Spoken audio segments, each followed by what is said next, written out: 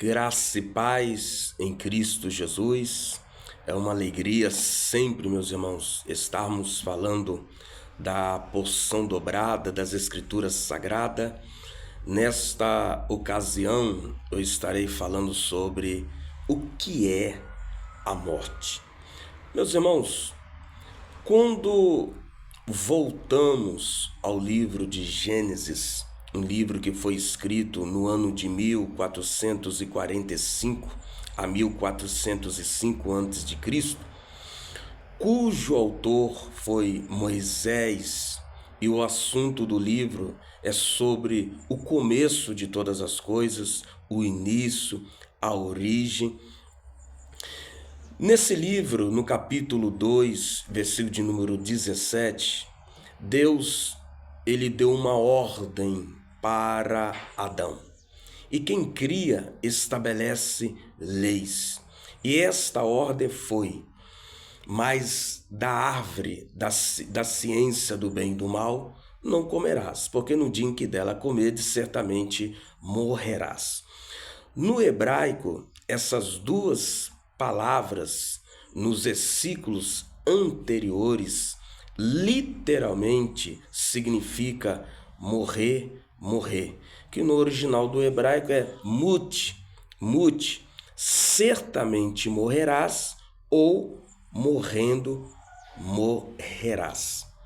A Bíblia, ela descreve a morte por meio das seguintes expressões que vou mencionar aqui. Primeiro, unir aos seus pais. Segundo, tornar ao pó. Terceiro, um sono.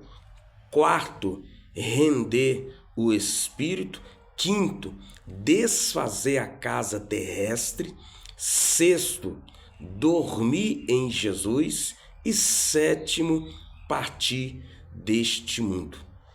A morte, ela veio por meio do pecado dos nossos pais.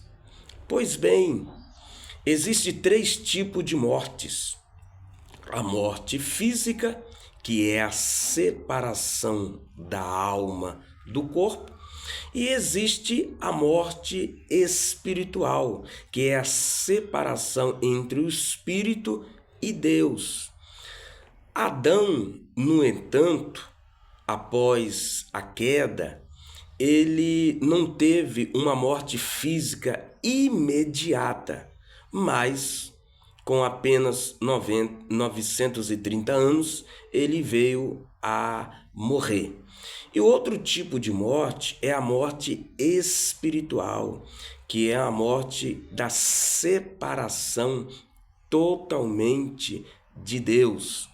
Por exemplo, aonde que vai ser o desterro da presença de Deus e a miséria total que sofrerá a alma, o corpo dos ímpios. E os que passarem pela esta morte, que é a segunda, vai se cumprir o que está escrito no livro do Apocalipse.